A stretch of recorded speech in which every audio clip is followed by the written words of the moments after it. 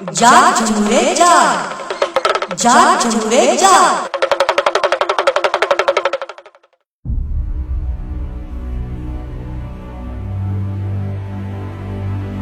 Mallard, جوتے مارے جائیں، سمگلنگ ہوئی نہیں، ایان مجرم نہیں، نظام عدل نہ سمجھنے پر عوام کو جوتے مارے جائیں، کھوسا کو ستارہ امتیاز دینے کی سفارش کیجئے، ایان علی ایئرپورٹ پر مسجد بنوانا چاہتی تھی، قوم سمجھ نہیں پائی، لترال کیجئے، جوتے سے مراد لتر ہے، ہاں ہمیں لتر مارے جائیں، 18 نمبر کا ٹھیک رہے گا، 2 سے کام نہیں بنے گا، کم از کم پنجہ لگایا جائے، مجھے امید ہے کہ رمضان میں جسمانی نکاحت کے سبب چوتھے جوتے پر ہماری چیخیں ضرور نکل آئیں گی، لیکن آپ قانون کے تقاضے پورے ہونے دیں اور بالکل رحم نہ کریں، الٹا لٹا کر جوتے مارے جائیں، تھانوں کو حکم دیا جائے کہ وہ اپنے اپنے علاقے کے ہر صاحب شعور پاکستانی کو تھانے طلب کرے اور اس اصلاحی پروگرام پر عمل درآمد یقینی بنائے، اگر پولیس کی نفری کم پڑ جائے تو صحت مند وکلا کی خدمات حاصل کی جائیں، جناب عالی میری عدالت کے روبرو درخواست ہے کہ آپ اس مہم کی خود رہنمائی فرمائیں، مجھ سے شروع کر لیں، مجھے بھی باشعور ہونے کا خمار چڑھا رہتا ہے، آپ اپنے مبارک ہاتھوں سے 7 راتوں سے تیل میں بھگویا ہوا جوتا پکڑیں اور پورے زور سے شروع ہو جائیں، میلارڈ میں اوندے منہ لیٹ چکا ہوں، بسم اللہ۔ آپ فرما رہے ہیں کہ کس جرم کی سزا دی جائے؟ میرے آقا، باشعور پاکستانیوں کا جرم بڑا ہی سنگین ہے، عالی جناب ہم نے اس ملک کے نظام عدالت کو سمجھنے میں قصدن غلطی کی ہے، ہم نے سمجھنا شروع کر دیا تھا کہ اگر ایک خاتون سے $5 لاکھ پکڑے جائیں اور یہ ثابت ہو جائے کہ وہ یہ غیر ملکی کرنسی باہر لے جا رہی تھی اور یہ بھی ثابت ہو جائے کہ اس کے پاس دبئی کا ٹکٹ تھا اور وہ ایئرپورٹ کی حدود سے گرفتار بھی ہو جائے تو ایسی قومی مجرمہ کو کم از کم 16 سال قید ہو جاتی ہے، ہم سمجھ رہے تھے کہ ایان علی کو ہی نہیں اس کے سرپرستوں کو بھی عبرتناک سزا ملے گی، معزز عدالت انصاف کرے گی اور ڈالرز کی برآمدگی کو ٹھوس ثبوت کے طور پر قبول کرے گی، لیکن ہم نے عدالت کے بارے میں غلط اندازے لگائے اور انصاف کی راہ میں ذہن و قلب کو گمراہ کیا، ہم نے غلط سوچا تھا، ہم یہ بھول گئے تھے کہ معاملہ فہم عدالتیں فیصلے صادر فرماتے وقت جرم سے زیادہ مجرم کی حیثیت کو سامنے رکھتی ہیں،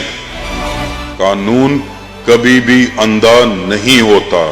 اگر کسی سکینہ بی بی سے $11,000 بھی برآمد ہو جاتے تو یقیناً اس کو سزا سنائی جا چکی ہوتی، بلکہ اس کے پورے خاندان کو عبرت کی علامت بنا دیا جاتا،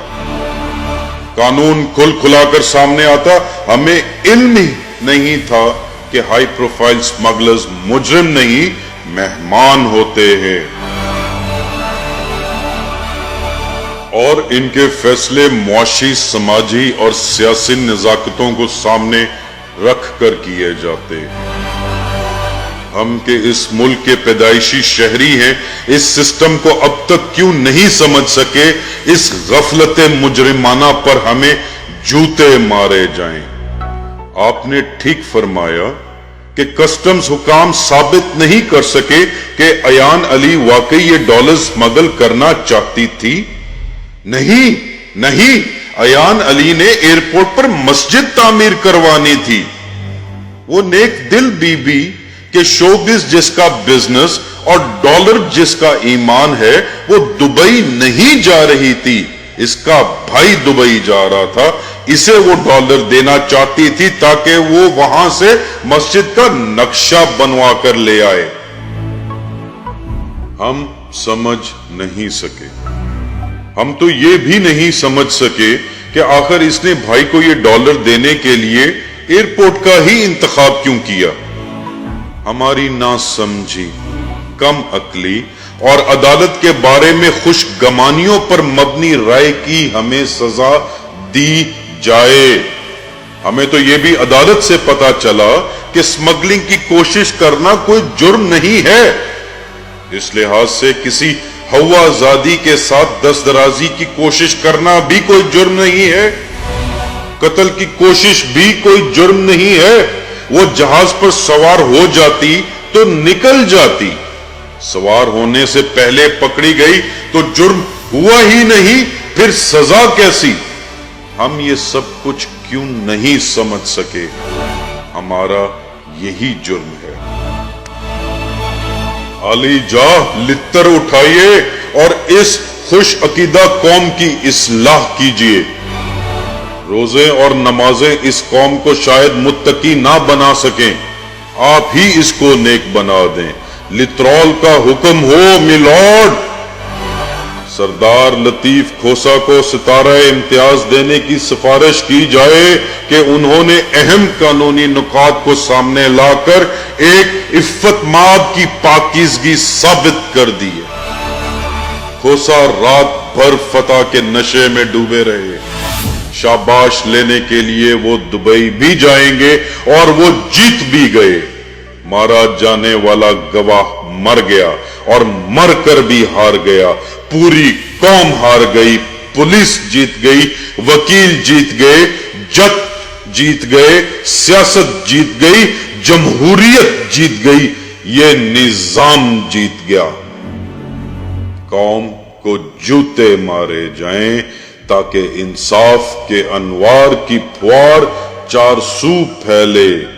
ایوان ہائے عدل تبسم فرمائیں۔